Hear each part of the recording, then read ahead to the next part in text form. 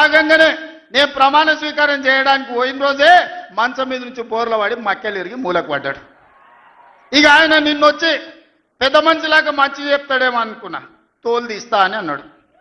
తోలు తీస్తాడంటేనే ఇక నేను చెప్పదలుచుకున్నా, అయ్యేగా నా సంగతి వదులు కానీ మా సర్పంచులు వచ్చిండ్రు, రా ఏ తోలు తీస్తావురా, నీ తోలు తీసుడు కాదు నిన్ను చీరి చింత కట్టి చింత మడకల ఏలాడేసి కొడతారో లేదో మా సర్పంచులు, రా కొడంగల్కి వస్తావా లేకపోతే మమ్మల్ని చింతమడకకు రమ్మంటావా, మా సర్పంచులను తోలుతా. సోయి లేని మాటలు, స్థాయి లేని విమర్శలు. ఒక్కటన్నా అక్కడికి వచ్చే మాట మాట్లాడిండా? 10 ఏళ్ళు నువ్వు పూర్తి చేస్తే, 10 ఏళ్ళు ఎస్ఎల్బి పూర్తి చేస్తే నల్గొండకు 4 లక్షల ఎకరాలకు నీళ్లు వచ్చేది.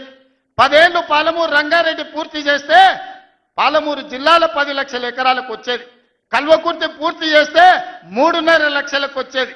బీమా పూర్తి చేస్తే 2 లక్షలకు వచ్చేది. కోయిల్ సాగర్ లేకపోతే ఏది చేసినా నెట్టంపాటు చేసినా నా మక్తల్ నారాయణపేట కొడంగల్ పూర్తి చేస్తే 1.5 ఎకరాలకు మాకు నీళ్లు వచ్చి ఇవాళ కందులు వండించి జొన్నలు వండించి కల్తీ కళ్ళు దాగి బతికే పరిస్థితి మాకెందుకు ఉంటుండే? మేము కూడా మీ లెక్కనే మంచిగా పంటలు వండించేటోళ్ళం, మంచి బట్టలు తొడుక్కునేటోళ్ళం, మేము కూడా మా పిల్లల్ని చదివించుకునేటోళ్ళం. 10 ఏళ్ళు పగబట్టి నారాయణపేట మక్తల్ ప్రాజెక్టును ఈనాడు పక్కన పెట్టి 69 జీవోను తుంగలో దొక్కితే ఊరూరు ఎత్తిపోతల పథకం కోసం మా కార్యకర్తలు ఈ ప్రాంత రైతులు ధర్నాలు చేయలేదా? పార్టీలకు అతీతంగా 69 జీవో కోసం కొట్లాడలేదా? నీ సొమ్మె ఏం పోయిందా? మాకు నీళ్ళు ఇవ్వాలంటే నీకు ఇంత కడుపు నొప్పా? నువ్వు మళ్ళీ బయటకు వచ్చి ఇవాళ ఆయన తోలు తీస్తా అంటు. తోలు నాది కాదు కానీ ఆ షేక్పేటలో మటన్ కొట్టు మస్తాన్ ఉంటాడు, ఆయన రోజు మేకలను కోసి మండి నడుపుతుంటాడు. ఆయన చెప్పిన కేసీఆర్ ఖాళీగా ఉన్నాడంటనే తోలు తీస్తాడంట, నీ మటన్ కొట్టు మస్తాన్ దగ్గర ఇంత నౌకరీ ఇయ్యండ్రి, ఇంత బోటో కూరనో పోయేటప్పుడు ఈ బొక్కనో, ఎందుకంటే పోసిన వాళ్ళకు మామూలుగా తోలు కాళ్ళు తలకాయలు ఇస్తాం కదా మనం ఇంటికాడ దసరా పండుగ అప్పుడు, అవునా? ఏం శివకుమార్ రెడ్డి, మన ఇళ్ళల్లో పండుగ పూట వచ్చి ఆటను కోస్తే కాళ్ళు తలకాయ కోసినోనికి ఇస్తాం కదా. ఇక మటన్ కొట్టు మస్తాన్ కూడా చెప్పిన, ఆ కేసీఆర్ ఖాళీగా ఉన్నాడంటేనే 2 ఏళ్ళు ఫామ్ హౌస్లో ఏం చేస్తుండంటే తోలు తీసేది ప్రాక్టీస్ చేసిండంట, తోలు బాగా తీస్తాడంట. నీ మటన్ కొట్టులో ఈ తోలు తీస్తాడు, కాళ్ళు తలకాయలు మాత్రం ఉచితంగా సాయంత్రం పోతే దావతులో బోటిగిన ఏమైనా కొట్టుకొని సాయంత్రం 2 వేసేటప్పుడు తీసుకుంటాడేమో అని.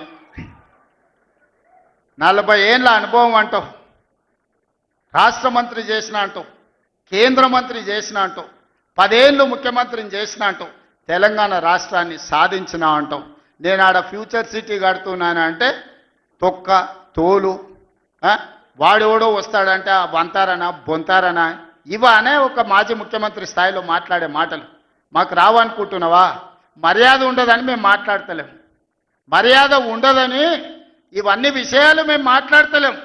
కానీ మాట్లాడ మొదలు పెడితే నువ్వు కాదు కదా నడువుకు రాయి కట్టుకొని ఆడ ఉన్న మల్లన్న సాగర్లో దుంకి చచ్చిపోతావు. మల్లన్న సాగర్ కాకపోతే రంగనాయ సాగర్లో మెడకు తాడేసుకొని ఊరేసుకొని చచ్చిపోతావు. చంద్రశేఖర్ రావు గారు, నన్ను గెలకకు, నేను అన్నీ చూసిన. ఎక్కడి నుంచి వచ్చిన? నేను నల్లమల్ల అడవుల నుంచి వచ్చిన.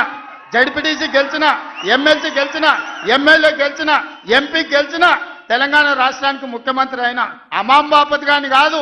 అక్కడి నుంచి వచ్చి అమెరికాలో అంట్లుదం వస్తే అయ్య పేరు చెప్పి మంత్రి అయినోని కాదు.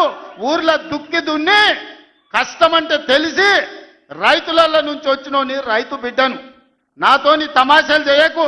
దుబాయ్ పాస్పోర్ట్ బ్రోకర్ల దందా చేయలే, రియల్ ఎస్టేట్ బ్రోకర్ దందా చేస్తుంది ప్రభుత్వం అంటున్నాడు. రియల్ ఎస్టేటు వ్యాపారం పెంచుతుంది, రియల్ ఎస్టేట్ ఆదాయాన్ని పెంచుతుంది, రియల్ ఎస్టేట్ అభివృద్ధిని తీసుకొస్తుంది. నీ కొడుకేమో హైదరాబాద్లో రియల్ ఎస్టేట్ వాడిపోయిందంటావు, నువ్వు వచ్చేమో ఈ ముఖ్యమంత్రి రియల్ ఎస్టేట్ దందా చేస్తున్నాడు అంటాడు. ఇదేమన్నా పాస్పోర్ట్ బ్రోకర్ల దందానా? నేను ఎవరినేం దుబాయ్కి పంపుతా అని మోసం చేయలే. భూములు, ప్రభుత్వ భూములు పరిశ్రమలు పెట్టడానికి రైతులు అడిగిన నష్టపరిహారం ఇచ్చి నిన్నగాక మొన్న మక్తల్ నారాయణపేట కొడంగల్ ప్రాజెక్టుకు 12 లక్షలు ఇస్తామన్నాం. మా రైతులందరూ కాదు కూడదన్నారు. ఏం కావాలన్నా అడగమని మా శ్రీహరికి, మా శివకుమార్ రెడ్డికి చెప్పిన, మా పరిణికమ్మకు చెప్పిన. వాళ్ళు పోయి మాట్లాడిను. వాళ్ళు అడిగింది నాకు వచ్చి చెప్పురన్న. వాళ్ళు 20 లక్షల ఎకరం కావాలన్నారు. పిలిచి క్యాబినెట్లో పెట్టి ఎకరాకి 20 లక్షల దాకా ఇచ్చి 96% ప్రజలు ఏకగ్రీవంగా ఆమోదిస్తే వాని భూమి పోయిన దుఃఖంలో ఉంటాడు, 10 రూపాయలు ఎక్కువేయాలని 20 లక్షల ఎకరాలాక చెల్లించి నిన్నగాక మన లగచర్లలా లేకపోతే హకీంపేటలో పోలేపల్లె భూమి తీసుకున్నాం. మొదట్లో 7 లక్షలు అన్నారు, అధికారులతో పంచాయతీ పెట్టుకోరు. పాపం తెలిసి తెలియక వాళ్ళు చేసిన అబద్ధాలకు ఈరోజు పంచాయతీ పెట్టుకోరు. చివరికి అడిగినాం,